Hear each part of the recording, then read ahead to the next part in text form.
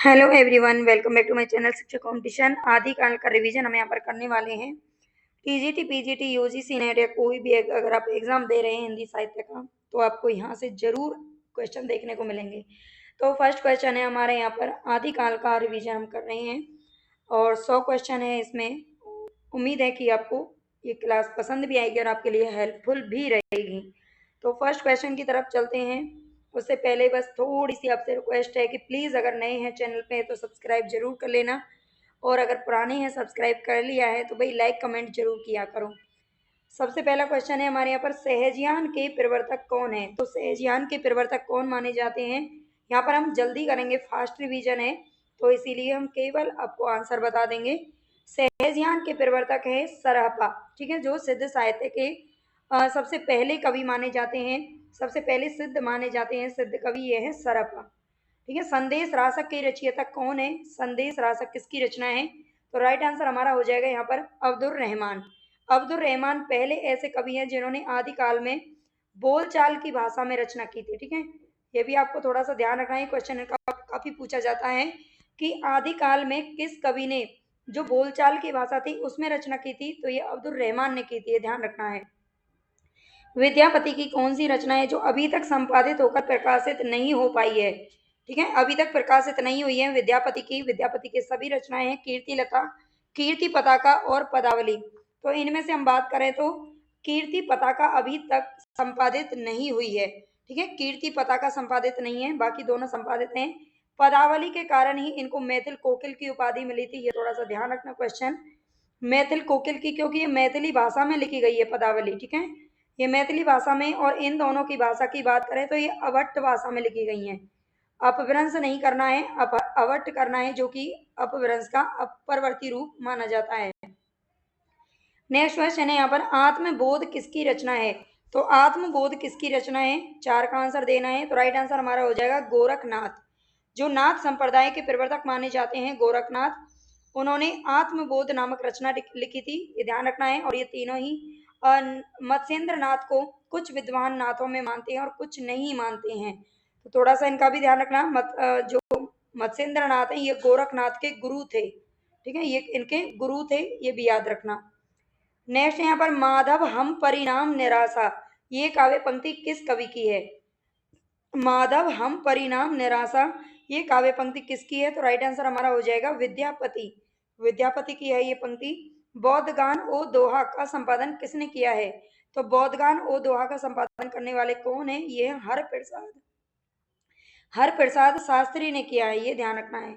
सिद्ध कवियों द्वारा प्रयुक्त भाषा को क्या कहा जाता है? तो ये संध्या भाषा कहा जाता है। संध्या या संध्या दोनों ही आपको देखने को मिलेगा।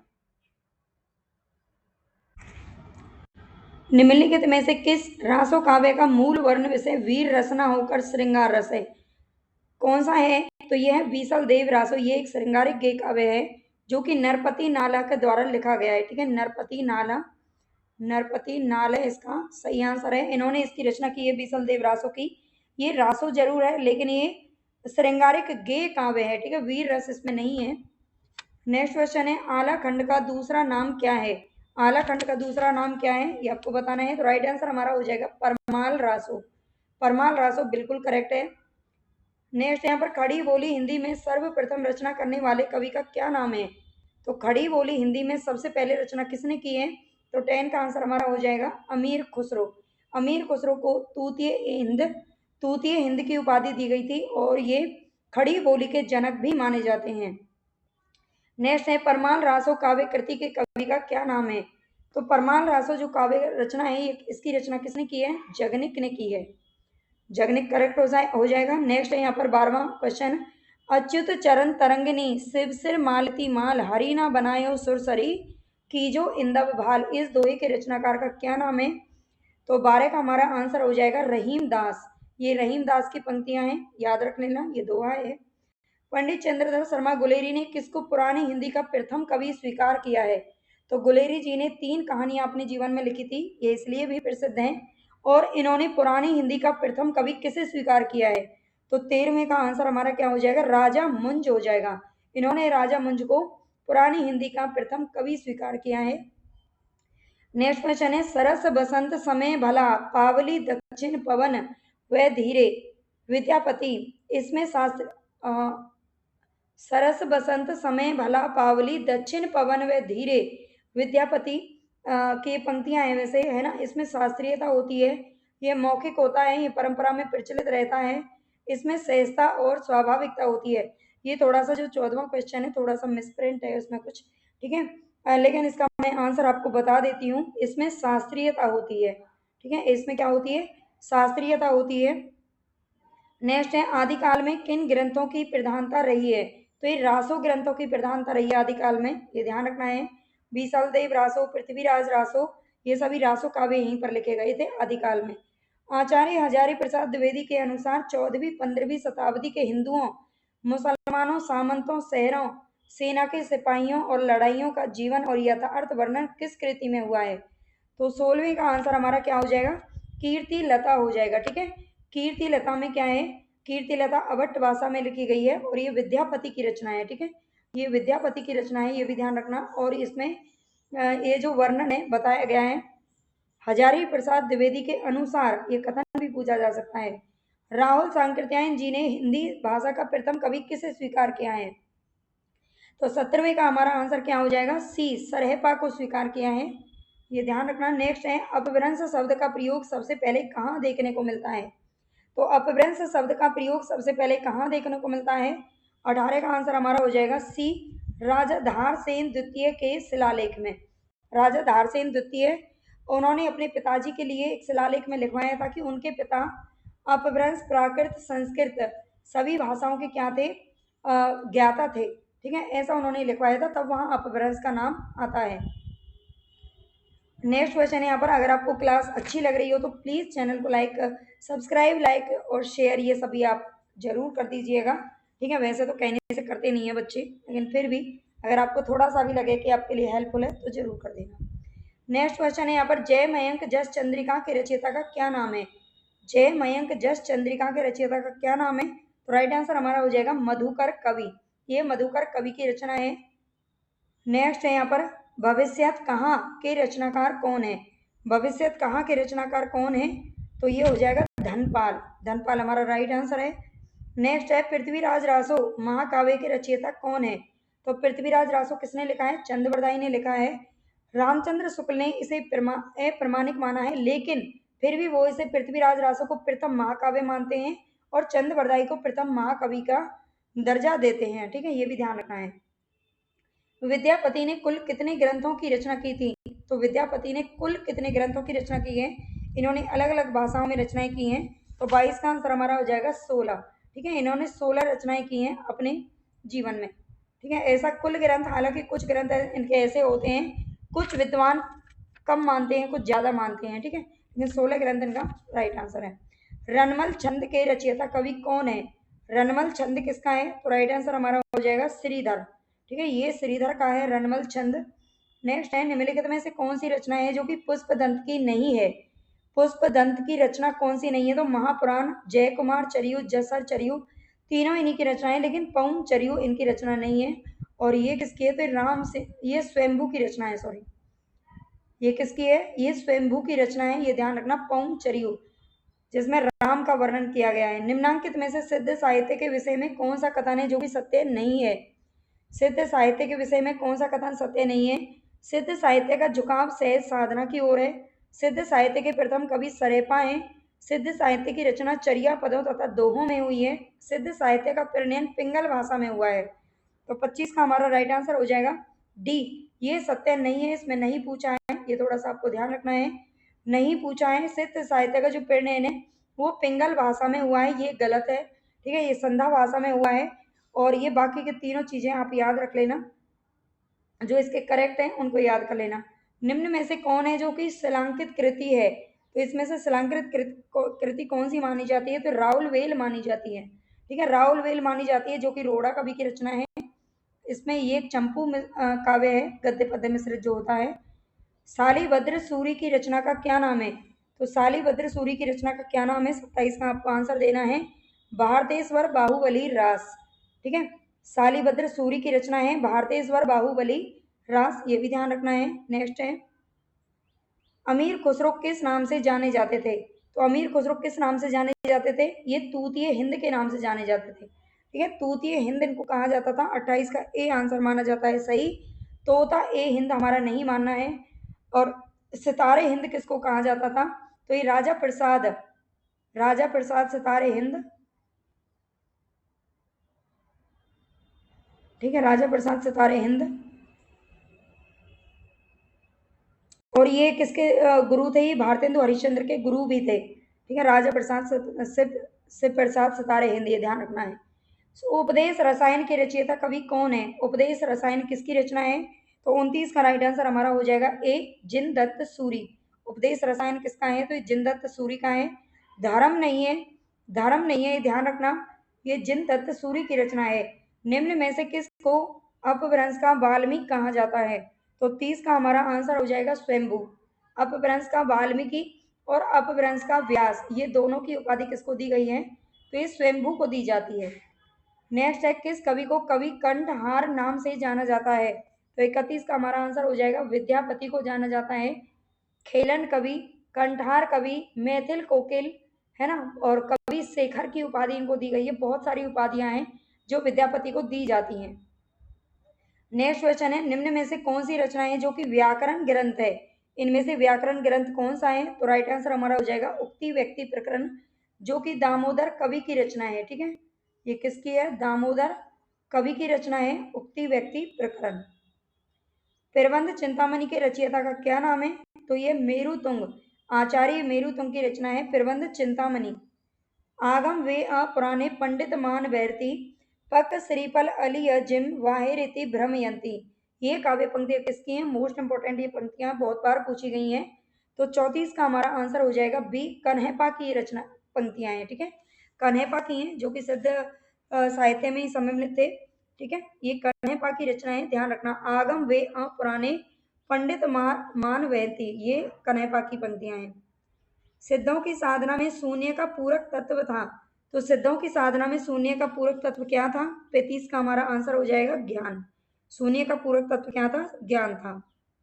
डिंगल कवियों की वीर गाथाएं, निर्गुणिया संतों की वानियां, कृष्ण भक्त या रागानुगा भक्ति मार्ग के साधकों के पद, राम भक्त या वैधि भक्ति मार्ग के उपासकों की कविताएं, सूफी साधना से पुष्ट मुसलमान कवियों के तथा ऐतिहासिक हिंदू कवियों के रोमांस और रीति काव्य, ये छहों धाराएं अपभ्रंश कविता का स्वाभाविक विकास है। ये कथन किसका है? तो 36 का हमारा आंसर क्या हो जाएगा? बी हो जाएगा, हजारी प्रसाद द्विवेदी का ये कथन है। डिंगल कवियों की वीरगाथाएं, निर्गुणिया संतों की वानियां, ये सभी छह धाराओं का अपभ्रंश कविता का स्वाभाविक विकास किसने बताया है? तो हजारी प्रसाद द्विवेदी जी ने बताया है। नेक्स्ट है, कुंडलिनी के उद्बोध होने पर जो स्फुट होता है उसे क्या कहते हैं? तो 37 का हमारा आंसर हो जाएगा नाद, उसे नाद कहा जाता है। नेक्स्ट है, सैव सर्वस्व सार, ये किस कवि की रचना है? तो 38 का हमारा आंसर हो जाएगा विद्यापति, ये विद्यापति की रचना है सैव सर्वस्व सार, ये ध्यान रखना है। निम्नलिखित में से कौन सा विद्वान है जो पृथ्वीराज रासो को सर्वथा अप्रमाणिक ग्रंथ मानने वालों में शामिल नहीं है? पृथ्वीराज रासो को किसने प्रमाणिक माना है, किसने अप्रमाणिक और अर्ध प्रमाणिक? ये जरूर आप याद कर लेना। तो पृथ्वीराज रासो को सर्वथा अप्रमाणिक कौन नहीं मानते हैं इनमें से? तो रामचंद्र शुक्ल तो भाई मानते हैं बिल्कुल, है ना, रामचंद्र शुक्ल तो बिल्कुल इसको अप्रमाणिक ही मानते हैं। मोहनलाल विष्णुलाल पांड्या, गौरी शंकर हीराचंद ओझा भी मानते हैं, डॉक्टर वूलर ने भी माना है। लेकिन जो मोहनलाल विष्णुलाल पांड्या हैं, ये इसको सर्वथा पूरी तरह से अप्रमाणिक मानने वालों में शामिल नहीं है। नेक्स्ट क्वेश्चन है, मोरा जोबना नवेल रा भयो है गुलाल, कैसे घर दीनी बकस मोरे लाल। उक्त काव्य पंक्तियों के रचयिता कौन है? तो 40 का हमारा आंसर हो जाएगा अमीर खुसरो।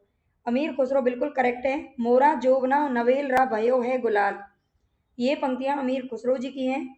कीर्ति लता और कीर्ति पताका किस भाषा की रचना है? तो ये अवट भाषा की रचना है।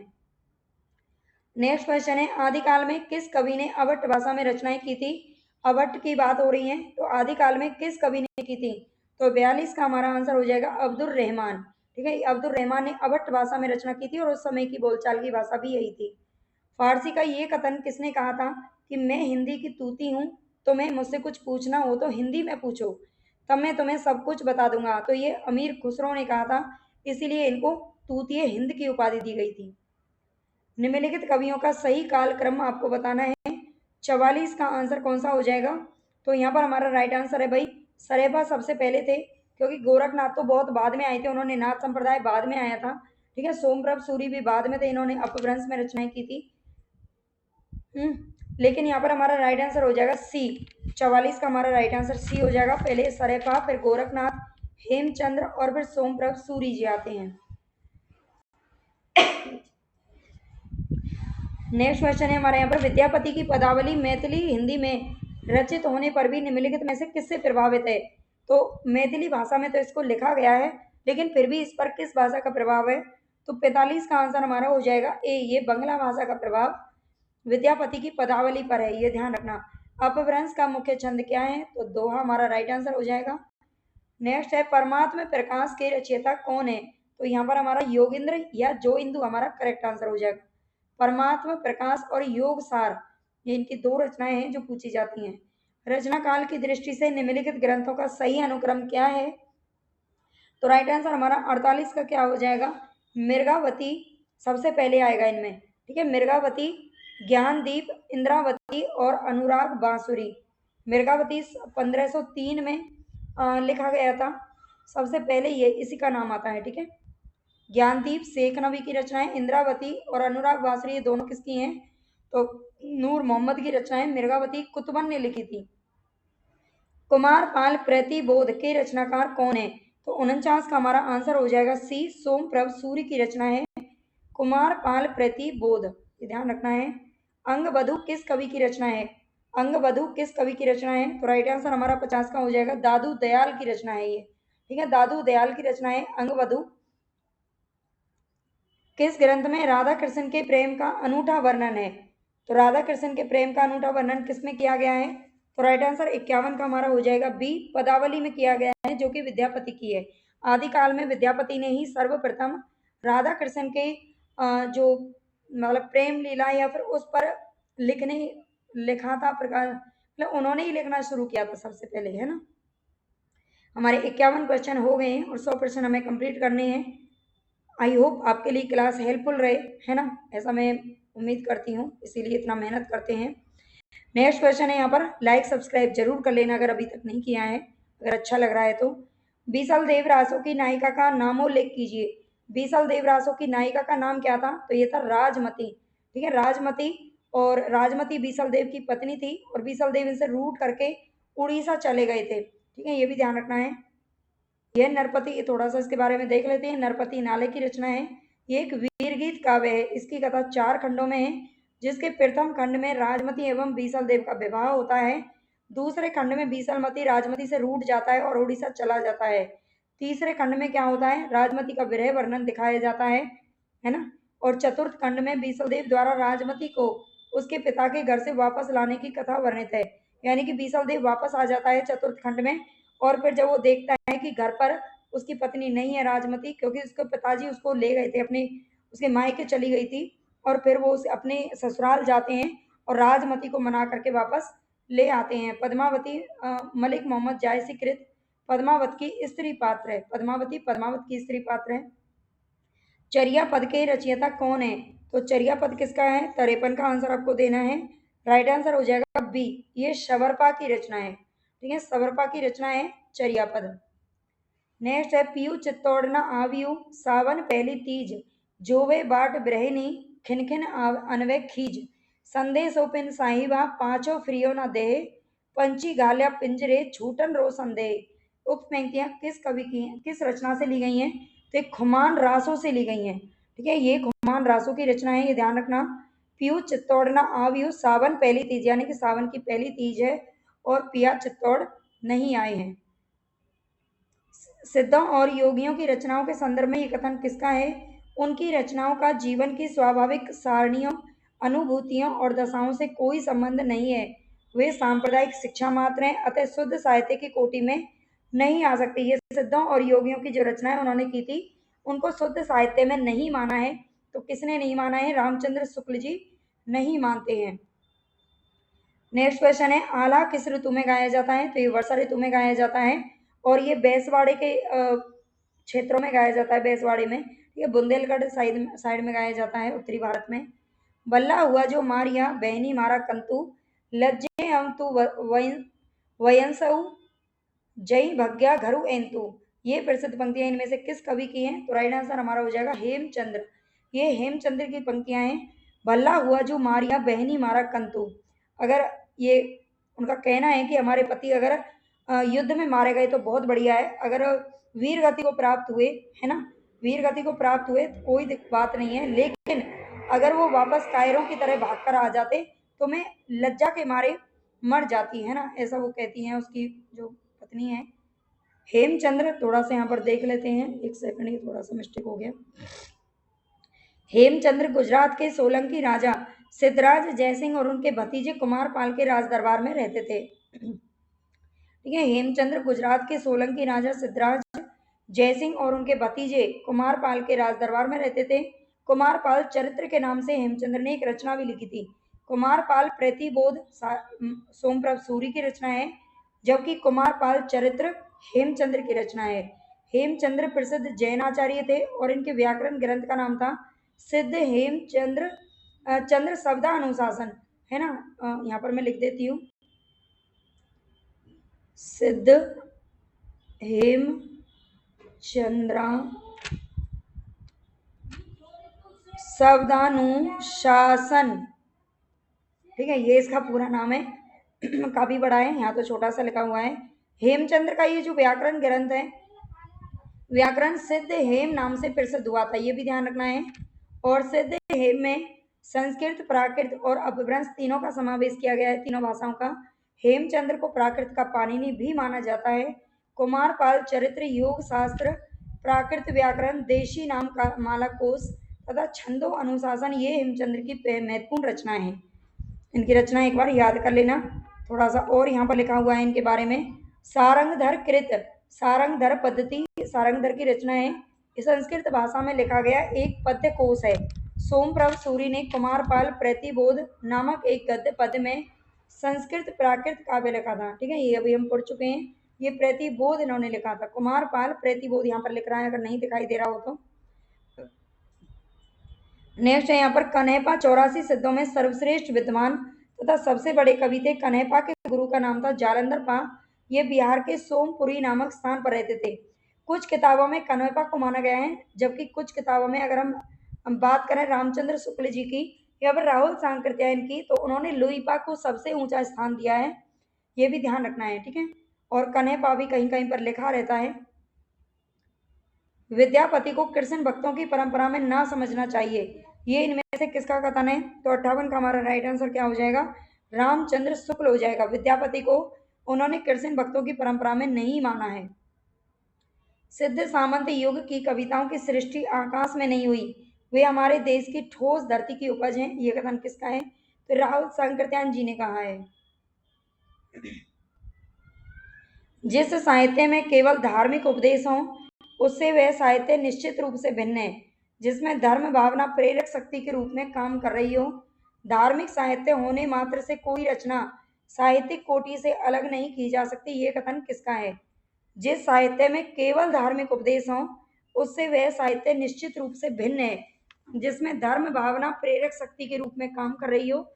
धार्मिक साहित्य होने मात्र से कोई रचना साहित्यिक कोटि से अलग नहीं की जा सकती, ये हजारी प्रसाद द्विवेदी का कथन है। ठीक है, साहित्यिक कोटि से रामचंद्र शुक्ल जी ने अलग कर दिया था सिद्धों और योगियों की रचनाओं को, लेकिन हजारी प्रसाद द्विवेदी जी बिल्कुल उनके विरोध में ही बात करते हैं। ये थोड़ा सा यहाँ पर इस कथन से पता चलता है। इस संबंध में इसके अतिरिक्त और कुछ कहने की जगह नहीं कि यह पूरा ग्रंथ वास्तव में जाली है।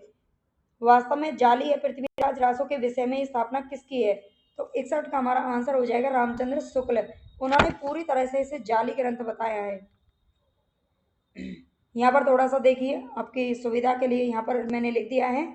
अप्रमाणिक मानने वालों में कौन कौन शामिल हैं? तो डॉक्टर वूलर, गौरी शंकर हीराचंद ओझा, रामचंद्र शुक्ल जी, देवी प्रसाद और कविराज श्यामल दास।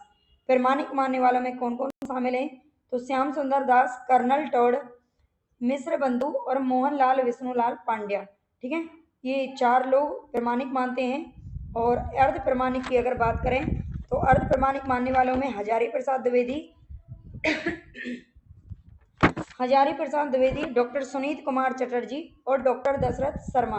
ठीक है, ये तीनों हैं जो कि अर्ध प्रमाणिक मानते हैं। नेक्स्ट है क्वेश्चन हमारा 62 पर हम पहुंच गए हैं। इस ग्रंथ में श्रृंगार की ही प्रधानता है, वीर रस का किंचित आभास मात्र है। रामचंद्र शुक्ल की ये मान्यता किस ग्रंथ के संदर्भ में है? तो राइट आंसर हमारा हो जाएगा किसके बारे में, श्रृंगार की प्रधानता किसमें है? तो ये बीसल देव रासो में है, जो कि नरपति नाले की रचना है। वे सांप्रदायिक शिक्षा मात्र हैं, अतः शुद्ध साहित्य की कोटि में नहीं आ सकती। सिद्धों, नाथों, योगियों की रचनाओं के विषय में कथन किसका है? तो 63 का हमारा आंसर अभी हमने देखा है, रामचंद्र शुक्ल जी ने कहा है। ये थोड़ा सा घुमा करके क्वेश्चन को पूछ लिया गया है। एक मिनट। डॉक्टर दशरथ शर्मा आदि कुछ विद्वान पृथ्वीराज रासों के किस संस्करण को मूल रासों मानते हैं? तो डॉक्टर दशरथ शर्मा आदि कुछ विद्वान पृथ्वीराज रासों के किस संस्करण को मूल रासों मानते हैं, मूल ग्रंथ मानते हैं? तो ये मानते हैं सबसे छोटे संस्करण को, जिसमें 1300 छंद है। अब आप इसमें देख सकते हैं, ये सही है। वृहत्तम जो संस्करण है इसका, उसमें 16,306 छंद है, मध्य संस्करण में 7,000 और लघु संस्करण में 3,500 छंद है, जबकि जो सबसे छोटा संस्करण है उसमें केवल 1300 छंद है। ये थोड़ा सा हम छोड़ देते हैं इसको। ठीक है, बीसल देव रासों के संपादन करता इनमें से कौन है? तो बीसल देव रासों के संपादन करता इनमें से कौन है?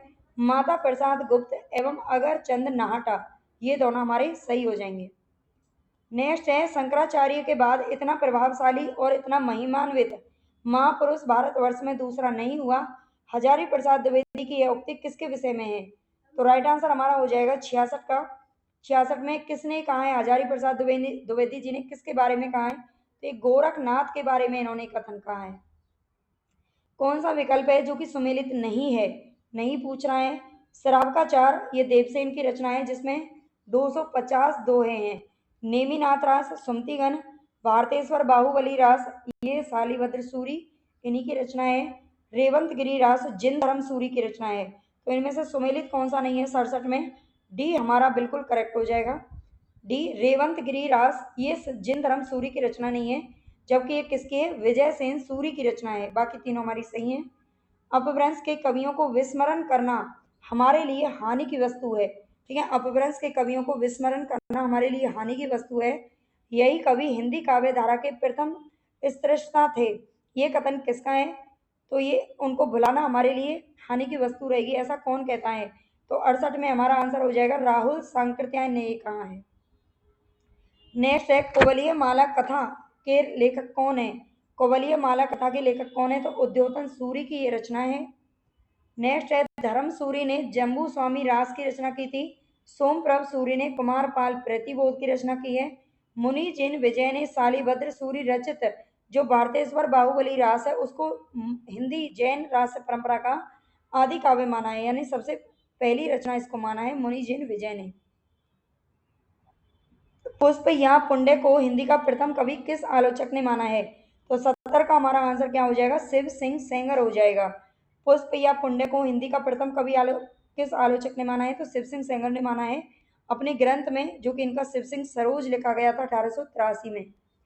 साधारणतः सन ईस्वी की शताब्दी ईस्वी की 10वीं से लेकर ये यहाँ पर गड़बड़ है। साधारणतः 10वीं से लेकर 14वीं शताब्दी के काल को हिंदी साहित्य का आदिकाल कहा जाता है। ये कथन किसका है? तो 71 का हमारा आंसर हो जाएगा हजारी प्रसाद द्विवेदी ने माना है।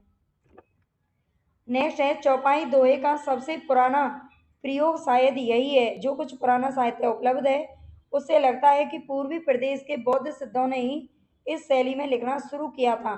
सरेपा के विषय में कथन किसका है? तो 72 का हमारा आंसर हो जाएगा हजारी प्रसाद द्विवेदी का ये कथन है। चौपाई दोहे का सबसे पुराना प्रयोग शायद यही है। जो कुछ पुराना साहित्य उपलब्ध है उससे लगता है कि पूर्वी प्रदेश के बौद्ध सिद्धों ने ही इस शैली में लिखना शुरू कर दिया था। यह हजारी प्रसाद द्विवेदी जी कहते हैं। रत्नाकर जोपम कथा, ये पुस्तक का संबंध किससे है? ये यूपी पीजीटी 2021 में पूछा गया था। तो इस पुस्तक का संबंध किस शाखा से है ना, ये ध्यान रखना, ये बताना है। तो 73 का हमारा आंसर हो जाएगा वज्रयानी सिद्धों से। ठीक है, वज्रयानी सिद्धों से, जिसे सिद्ध साहित्य निकला था। निर्भय भीम वैया योग के लेखक कौन है? यह भी टीजीटी में पूछा गया था 2021 में। तो 74 का हमारा आंसर हो जाएगा रामचंद्र सूरी। रामचंद्र सूरी बिल्कुल सही है। यहाँ पर थोड़ा सा इनके बारे में देख लेते हैं। निर्भय भीम वया योग के लेखक रामचंद्र सूरी हैं। यह एक रूपक ग्रंथ है जिसमें भीम द्वारा वनवास में बकासुर को मारने की कथा है। वनमाला नाटिका, मल्लिका मकरंद प्रकरण, यदु विलास नाटक, रघु विलास नाटक, ये सभी रामचंद्र सूरी के अन्य रूपक ग्रंथ हैं। रामचंद्र सूरी जैन आचार्य थे। इनका समय है संवत 1145 से 1230 ईस्वी का। इन्होंने संस्कृत में 11 नाटक लिखे थे और इनके गुरु का नाम है हेमचंद्र। तो ये सारी चीजें इनके बारे में याद रखने हैं। हो सकता है दोबारा इनसे दूसरा क्वेश्चन पूछ लिया जाए। नेक्स्ट क्वेश्चन है, निम्नलिखित में से कौन सा नाम है जो सिद्ध परंपरा की योगिनी का नहीं है?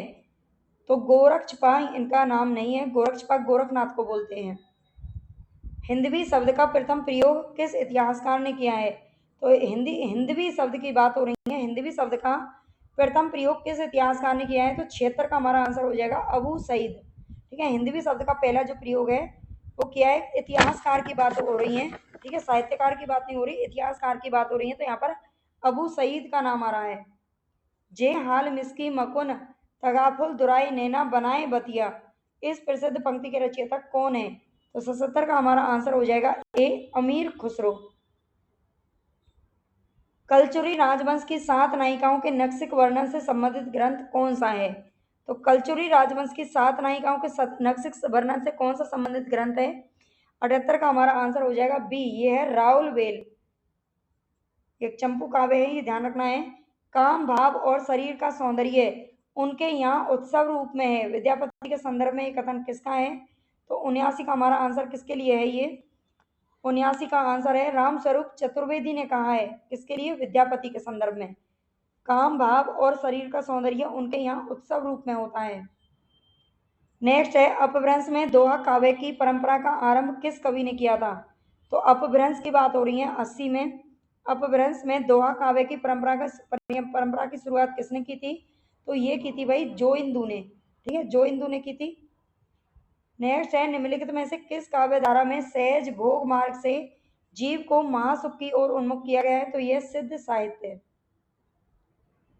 चंद बरदाई ने पृथ्वीराज रासों में निम्नलिखित में से मुख्यतः किस छंद का प्रयोग किया है?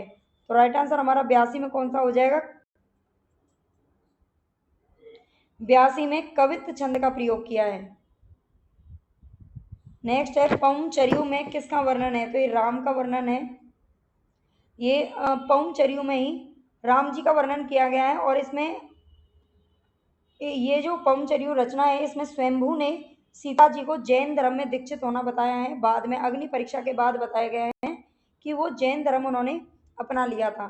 इसे पद्मचरित या जैन रामायण भी कहा जाता है। इसकी भाषा है अपभ्रंश। इसमें 5 कांड है, विद्याधर कांड, अयोध्या कांड, सुंदर कांड, युद्ध कांड और उत्तरकांड। इसमें राम कथा को जैन धर्म के अनुसार परिवर्तित करके प्रस्तुत किया गया है। ये ध्यान रखना है, उन्होंने सीता जी को जैन धर्म में दीक्षित बता दिया है। अमीर खुसरो की पहेलियां और मुकरियां किस भाषा में है? तो राइट आंसर हमारा 84 का हो जाएगा खड़ी बोली में। ठीक है, इनको खड़ी बोली का जनक माना जाता है। इन्होंने अपनी पहेलियां और मुकरियां खड़ी बोली में ही लिखी हैं। डिंगल भाषा का अर्थ क्या है? डिंगल भाषा का अर्थ क्या है ये बताना है। तो 85 का हमारा आंसर क्या हो जाएगा?